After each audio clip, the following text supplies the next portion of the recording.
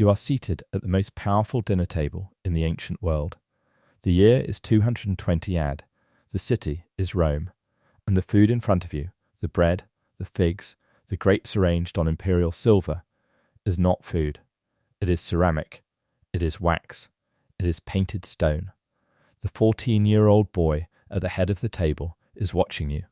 Every man in this room has survived wars, purges, and 4 previous emperors. Not one of them is going to say a word, and by the end of tonight, neither will you. The hall is lit by oil lamps, 40 of them placed with geometric precision along walls that have hosted emperors for generations. The senator enters and stops. The tables are wrong. Not slightly repositioned, entirely reconfigured. The formation he memorized from the last dinner, the spatial grammar he used to locate allies and calculate distances from rivals, is gone. A steward appears at his shoulder and gestures him toward a seat near the back. The senator sits. He does not protest. The man to his left is a stranger. The food arrives carried on silver trays. It is spectacular. Figs heaped in architectural abundance. Bread that still holds the shape of warmth. Grapes arranged in clusters so precise they look sculpted, because they are. The senator reaches for a fig. It does not yield. He presses harder. Wax. His expression does not change. He sets it down on the silver plate with the unhurried deliberateness of a man who has simply finished considering it. He looks up. The emperor is watching, not laughing, not performing anything, just watching, with the specific attentiveness of a person who is measuring something. The senator looks away. Around him, 40 men are eating. They are lifting food, chewing, setting things down. None of it is real. The entire hall is performing a meal that does not exist for an audience of one boy, and not a single man will acknowledge what is happening. That is the first thing you need to understand. The silence was not fear. Not yet. It was something more dangerous. It was instinct. The instinct of powerful men to protect their dignity by pretending the absurdity in front of them is normal. If you want to understand how a 14-year-old dismantled the Roman Senate without drawing a single sword, stay with this story, because what happened at these dinners has been buried under almost 2,000 years of deliberate forgetting. Midway through the evening, something breaks. A younger senator, perhaps 30, recently elevated, not yet fluent in this particular grammar of survival, sets down his ceramic bread and laughs. Not loudly, a small, involuntary exhale of pure disbelief, the sound a man makes when the absurdity becomes briefly impossible to contain. He glances sideways, looking for someone to share it with. No one looks back. The emperor does not react immediately. He finishes a quiet word to his advisor. Then his gaze moves, slowly and without urgency, to the younger man. He says nothing. He simply looks, with the patience of someone who has already decided what this means and is only confirming it. The younger senator's expression closes like a door. He picks the bread back up. He holds it in both hands. He does not laugh again. He will not be invited to the next dinner. Our senator watches this exchange with the precision of a man memorizing a law he did not know existed until he watched it enforced. No arrest was made. No threat was spoken. Something was simply taken from the younger man in the space of a single held gaze, something that had no name in Roman legal code and no procedure for recovery. The senator understands for the first time that the dinner is a test. He does not yet understand what is being measured, or that the results are already being recorded. Pull back, step away from the lamplight and the silver plates and the sound of men pretending to chew, because what you just witnessed was not a peculiar dinner. It was a documented institutional practice, and the documentation has survived nearly 2,000 years. The year of accession, 218 AD. The emperor, Marcus Aurelius Antoninus, known to history by the name of his Syrian sun god, Elagabalus. Age at coronation, 14.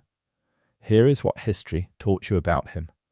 A mad boy, a carnival reign, an embarrassing footnote corrected by swift assassination, a temporary malfunction in the Roman machine. Here is what the records actually show. Cassius Dio was not a historian writing from a comfortable distance.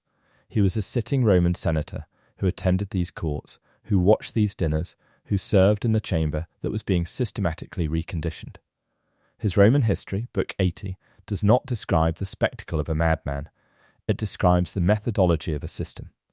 And the Historia Augusta, drawing from earlier administrative and senatorial records, preserves operational details so specific, so granular, that modern scholars have struggled to explain why anyone would invent them.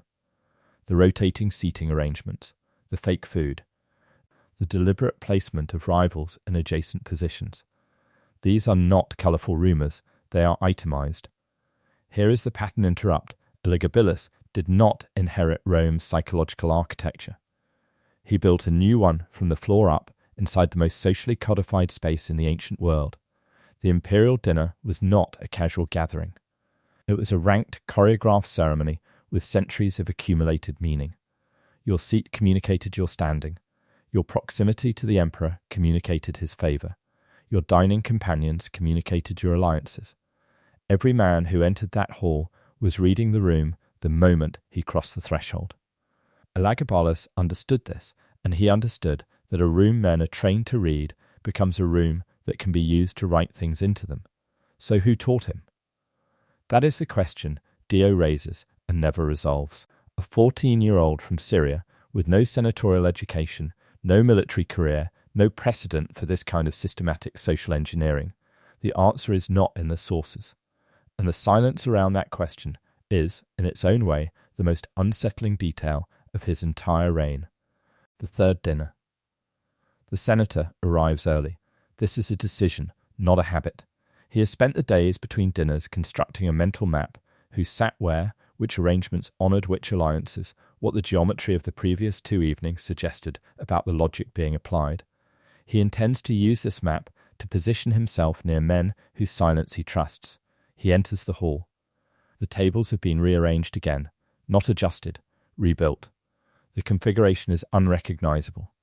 He stands in the doorway for 3 full seconds, long enough that a steward materialises at his elbow and gestures him firmly toward a seat near the eastern wall. The seat is in the back third of the room. Every man present will register this. In the spatial grammar of imperial dining, proximity to the emperor's elevated position is not merely symbolic, it is a public declaration of standing, readable by anyone with eyes. The senator sits. He does not protest. Across the narrow table sits a man he has not spoken to in 6 years, a senator from a rival faction, the opposing party in a property dispute that ended badly for both of them. They will spend this dinner 3 feet apart. They will perform cordiality. They will eat nothing. The senator begins methodically to scan the room. Every pairing he can identify carries the same signature, rivals placed adjacent, allies buried in opposite corners, men of the highest rank positioned in peripheral seats, while newer, less powerful figures occupy the central middle ground. The room is not random. The room is a document, and it has been written by someone who has read every man in it with extraordinary care. The senator sets down his ceramic fig. He does not look at his hands. He is afraid, not of the emperor, not yet, but of the specific sensation of being known by someone he has never spoken to, of being categorized, of the possibility that his vulnerabilities have already been located and noted before he walked through the door. He does not know what to do with that fear. Roman law has no provision for it. Stop. Before the next dinner, before the next arrangement of tables and ceramic fruit and performed composure, stop. Because everything you have watched so far requires reinterpretation. Every detail. The fig the senator set down, the younger man's laugh, the map the senator built in the days between dinners. None of it means what you thought it meant. And the Historia Augusta has been waiting, in Latin, on a shelf in the Vatican Library to tell you exactly why. Here is what the popular accounts of Elagabalus consistently omit. The dinners were not displays of power. They were data collection sessions. Structured. Deliberate. Reproducible. The emperor maintained, through the network of advisors, stewards, and court officials who surrounded him, what can only be described as a behavioural profile of the Roman Senate, not a written document in the modern sense. Rome did not need paper for this. The information lived in the people closest to the emperor, updated after every dinner, cross-referenced against prior observations. Who trembled? Who scanned the room? Who reached for the false food too quickly? Who held it too long before setting it down? The fake food was not cruelty. It was a calibrated instrument. It tested one specific variable. At what threshold will a powerful man perform compliance rather than register honest reaction? The seating tested a second variable. Is a man's composure contingent on the proximity of his allies, or does it hold when he is isolated and adjacent to an adversary? These are not the games of a disordered mind. These are controlled experiments with repeatable conditions and measurable outcomes.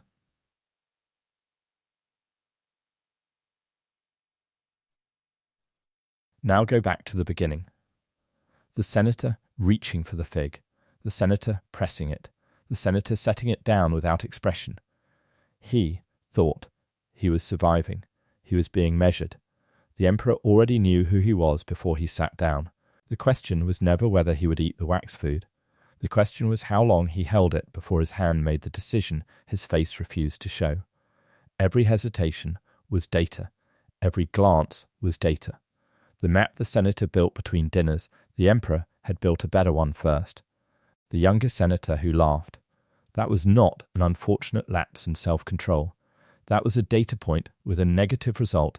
This man's composure breaks at approximately 90 minutes under sustained absurdity without ally reinforcement. He was not punished. He was simply reclassified, removed from the observation pool because his profile was already complete. He would not be invited back because there was nothing left to learn from him. The central question shifts now, and it shifts irrevocably. This was never about humiliation. It was about inventory, finding out which men could be broken, and exactly how, and under precisely which conditions. The haunting implication of that reframe is this: a program that thorough, applied over 4 years, does not simply embarrass powerful men. It builds a map of an entire institution's structural weaknesses. And a boy who holds that map holds something more durable than military loyalty. He holds the architecture of their fear. What did he do with the men he could not break? That question will need to wait, because the next dinner has a new guest list. The invitation arrives differently this time. Same imperial seal, same formal language.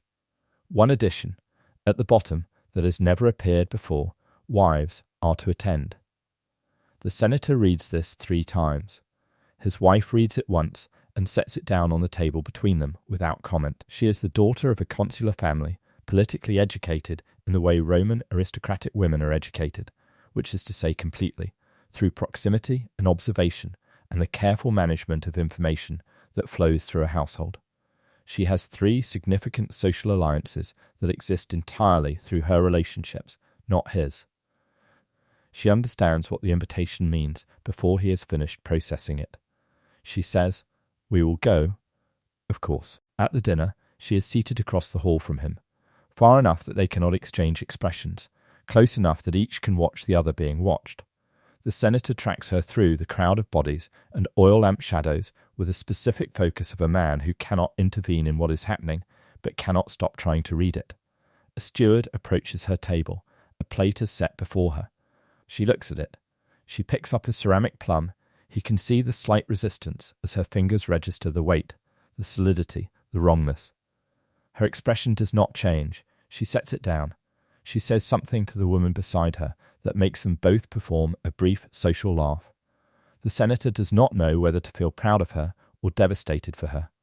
Around the hall, every other husband is performing the same impossible surveillance, watching their wives navigate a test designed partly to determine whether the women could serve as leverage points against the men, and partly to test something colder, whether a man's composure would fracture, under the specific pressure of watching someone he cannot protect be subjected to the same system he has been learning to endure.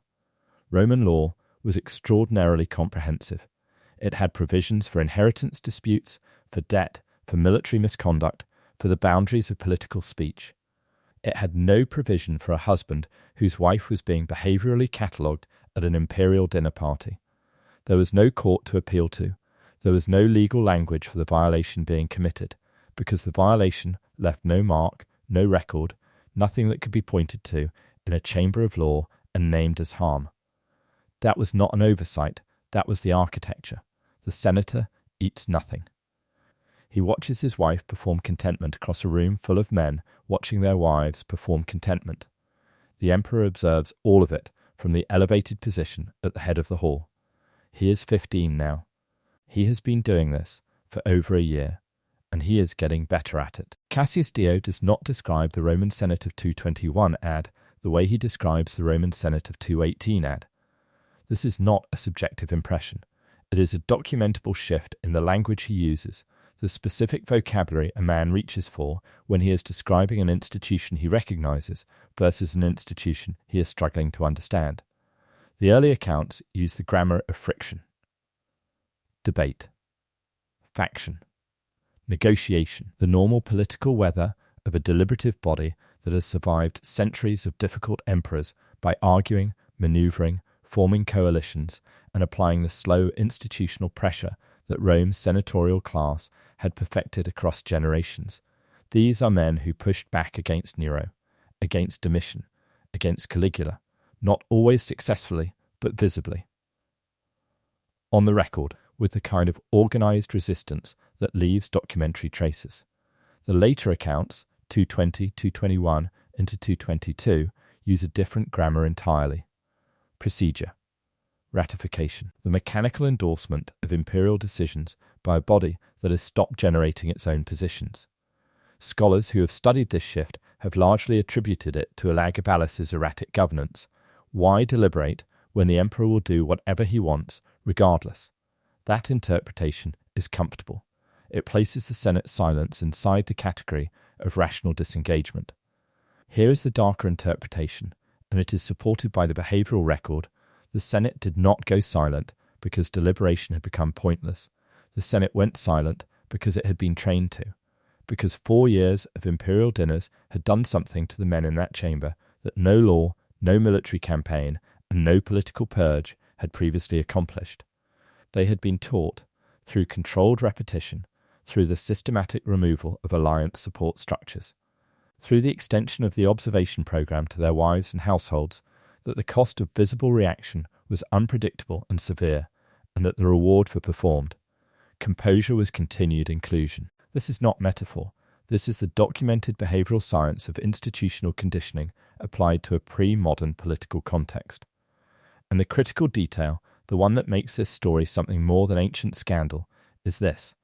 A body that has learnt to suppress visible response to provocation does not recover that reflex simply because the provocation ends. The emperor was killed in March of 222 ad. The conditioning did not die with him. The Senate that emerged from 4 years of those dinners was not the Senate that had entered them. It had a new default setting, installed so gradually that no single moment of installation could be identified or contested. Silence first. Judgment withheld. Friction avoided. The men who inherited Rome after the assassination did not receive a restored institution. They received a broken one, and they governed accordingly. That is the institutional legacy that almost no account of Elagabalus examines. The reign is treated as an aberration, bookended by normalcy. The evidence suggests the opposite.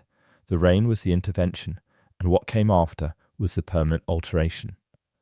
How do you unlearn 4 years of practiced silence? The Senate never found out. The last dinner comes without announcement. There is no way to know, attending it, that it is the last. The senator arrives at the usual hour. He does not come early any more. That habit dissolved sometime in the 2nd year, when it became clear that arriving early only extended the duration of observation without providing any useful intelligence. He enters. He is assigned a seat. He sits. There is a plate in front of him. Tonight the objects on the plate resemble small loaves of bread, rounded, pale, convincingly shaped. He does not examine them. He does not reach out and press one to test its density. He lifts the nearest one, holds it briefly, sets it back down with the unhurried ease of a man who has finished considering something he found satisfactory. He has not determined whether the bread is real or ceramic.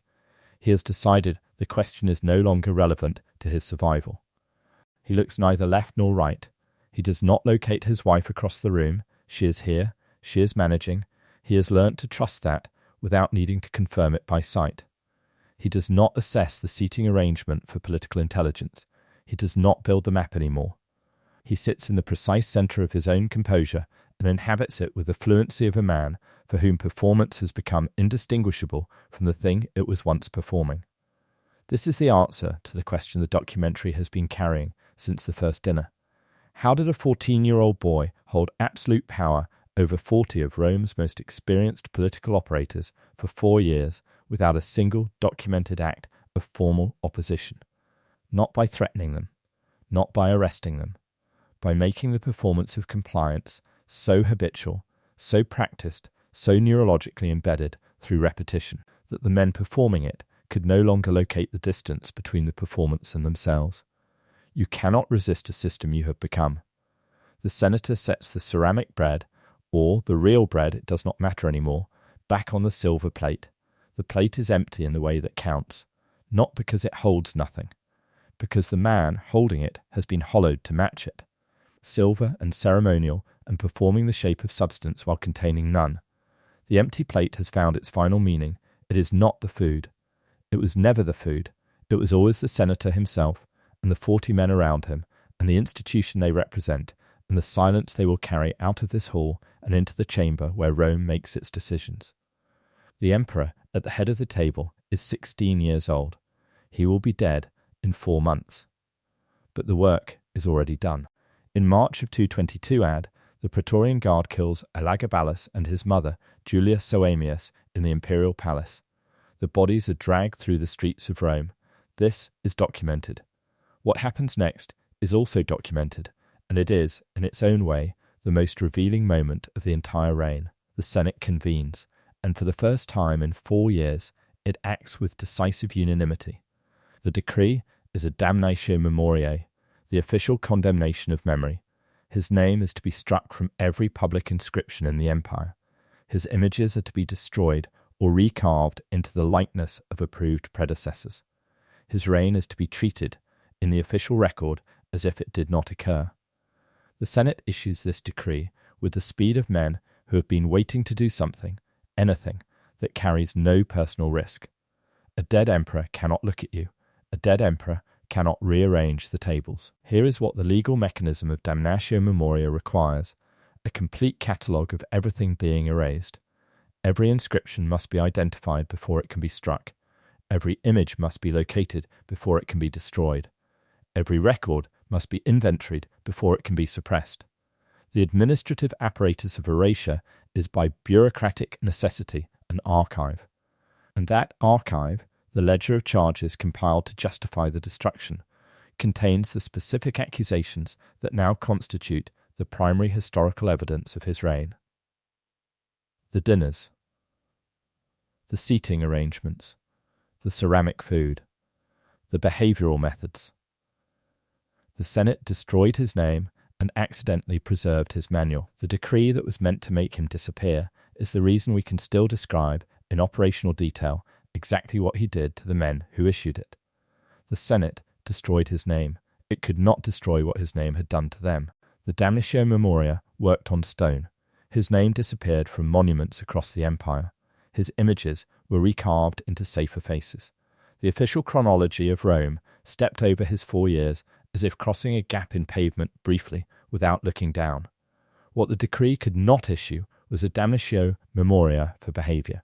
You cannot chisel a conditioned reflex out of an institution. The Senate that convened in 222 AD to authorise the erasure was the same Senate that had attended 4 years of imperial dinners without producing a single documented act of formal opposition. The same Senate that had watched its members perform satisfaction before ceramic food, had permitted its wives to be included in the behavioural inventory, had learnt to read every room for danger before reading it for opportunity. You cannot legislate the forgetting of that. You cannot pass a decree that restores a reflex suppressed over 48 months of repetition. Historians examining the decades that follow, the rapid succession of emperors, the Senate's accelerating ceremonial irrelevance, the progressive transfer of real authority to military commanders and imperial bureaucrats, have identified the early 3rd century as a structural turning point.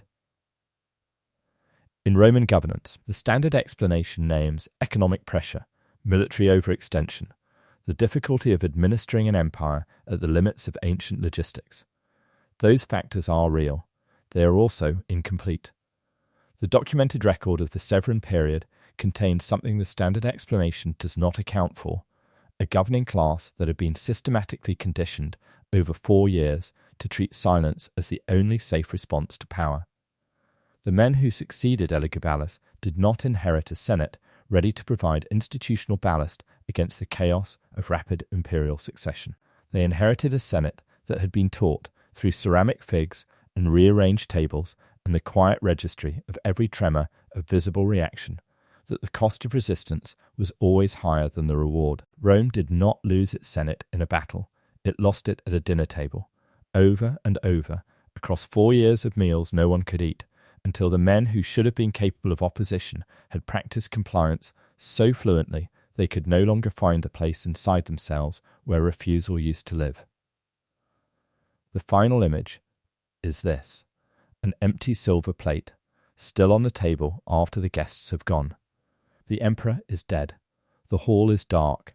The plate holds nothing, and it has held nothing for years, and somewhere across the city, in the chamber where Rome's most powerful men have gathered to issue their decree of erasure, 40 senators are sitting in perfect, practiced silence.